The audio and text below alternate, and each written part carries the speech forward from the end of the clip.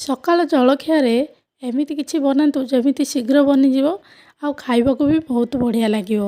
ଆଜି ମୁଁ ଆପଣମାନଙ୍କ ସହ ବିନା ବିରି ଚାଉଳରେ ଇଡଲି ପିଠାର ରେସିପି ସେୟାର କରିବି। ଭିଡ଼ିଓଟିକୁ ଶେଷ ପର୍ଯ୍ୟନ୍ତ ନିଶ୍ଚିତ ଭାବେ ଦେଖିବେ। ଯଦି ଭଲ ଲାଗିବ ଲାଇକ୍ କମେଣ୍ଟ ସେୟାର କରିବେ ଆଉ ମୋ ଚ୍ୟାନେଲକୁ ସବସ୍କ୍ରାଇବ୍ କରିବାକୁ ଜମାରୁ ବି ଭୁଲିବେନି। ଚାଲନ୍ତୁ ଷ୍ଟାର୍ଟ କରିବା ଆଜିର ଏହି ନୂଆ ରେସିପିଟିକୁ। ପ୍ରଥମେ ମୁଁ ଏଠି ମୁଗ ଡାଲି ନେଇଛି। ମୁଗ ଡାଲିକୁ ମୁଁ ଏଠି 5ରୁ 7 ଘଣ୍ଟା ପୁରା ବତୁରେଇ ଦେଇଛି। ବତୁରେଇ ଦେଇକି ତାର ଯେତେ ଚୋପା ଥିଲା ସବୁ ବାହାର କରିଦେଇଛି ଧୋଇକି। 3-4 ଥର ପାଣି ପକେଇକି ପୁରା ତାର ମଇଳା ପାଣି ବାହାର କରିଦେଇଛି। ତାପରେ ଗୋଟେ ମିକ୍ସଚର ଜାର ନେଇଯିବା। ସେଥିରେ ମୁଁ ସବୁଯାକ ଏମିତି ମୁଗ ଏଡ଼୍ କରିଦେଲି, ମାନେ ମୁଗ ଯାଇ। ତାପରେ 2ଟି କଞ୍ଚା ଲଙ୍କା ପକେଇକି ତାକୁ ମୁଁ ଫାଇନ୍ ପେଷ୍ଟ କରିଦେଲି, ମାନେ ପୁରା ଏକଦମ ଚିକଣ କରି ବାଟିଦେଲି। ବାଟି ଗୋଟେ ବଡ଼ ଜାଗାକୁ ଏମିତି ପକେଇଦେଲି। ସବୁ ତକ ଏଡ଼୍ କରିଦେଲି ଆଉ ଯେମିତିକି ଧୋଇଦେଲି ସେ ଜାରକୁ ଅଳ୍ପ ଟିକେ ପାଣି ବି ଦେଇଦେଲି। ତାପରେ ଏଠି ମୁଁ 1 କପ୍ ସୁଜି ନେଇଯାଇଛି ଆଉ ଅଧା କପ୍ ଦହି ନେଇଛି, ସ୍ୱାଦ ଅନୁସାରେ ଲୁଣ।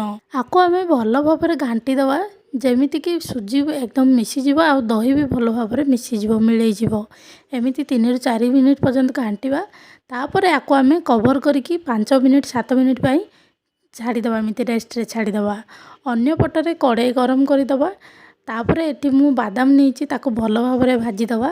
ଭାଜିଦେଲା ପରେ ଅଳ୍ପ ଟିକେ ତେଲ ଦେଇକି ବାଦାମକୁ ବାହାର କରିକି ସେଥିରେ ଜିରା, ଶୁଖିଲା ଲଙ୍କା, ଭୃଷଙ୍ଗ ପତ୍ର, ପିଆଜ ସବୁ ପକେଇକି ଭଲ ଭାବରେ ଏମିତି ଭାଜିଦେବା। ତାପରେ ସେଥିରେ ମୁଁ ଅଳ୍ପ ଟିକେ ଟମାଟୋ ପକେଇ ଦେଇଛି, ମାନେ ଗୋଟେ ମିଡ଼ିୟମ୍ ସାଇଜ୍ ଟମାଟୋ କାଟିକି ପକେଇ ଦେଇଛି। ଆକୁ ଏମିତି ଭଲ ଭାବରେ ମୁଁ ଭାଜିଦେଲି। ତାପରେ ଯେଉଁ ବାଦାମ ଥିଲା ତାକୁ ପକେଇକି ଅଳ୍ପ ସମୟ ଏମିତି ଆକୁ ରୋଷ୍ଟ ମାନେ ଭାଜିଦେଲି, ମସଲାଟା ମିଶିଲା ଭଳିଆ। ତାପରେ ମିକ୍ସଚର ଜାରରେ ପକେଇକି ଆକୁ ମୁଁ ଅଳ୍ପ ଟିକେ ପାଣି ଦେଇଦେବି, ଯେମିତିକି ଆମକୁ ଯେତିକି ଆବଶ୍ୟକ ସେ ଚଟଣି ପାଇଁ ଯାହା ବି ପାଣି ଆମକୁ ଆବଶ୍ୟକ ସେଇ ହିସାବରେ ପାଣି ଦେଇଦେବି।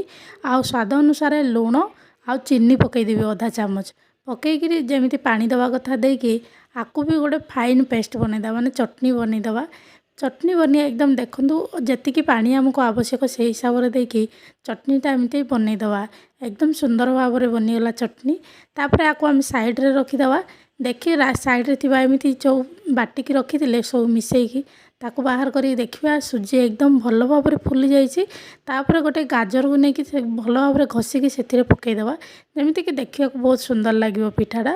ତାପରେ ଇନୋ ଏଠି ମୁଁ ପକେଇ ଦେଇଛି, ପିଠାଟା ଯେମିତି ଫୁଲିବ ସେଥିପାଇଁ ଇନୋ ପକେଇକି ଏମିତି ଭଲ ଭାବରେ ମିଶାଇଦେବା, ଯେମିତିକି ଇନୋଟା ଭଲ ଭାବରେ ମିକ୍ସ ହେଇଯିବ।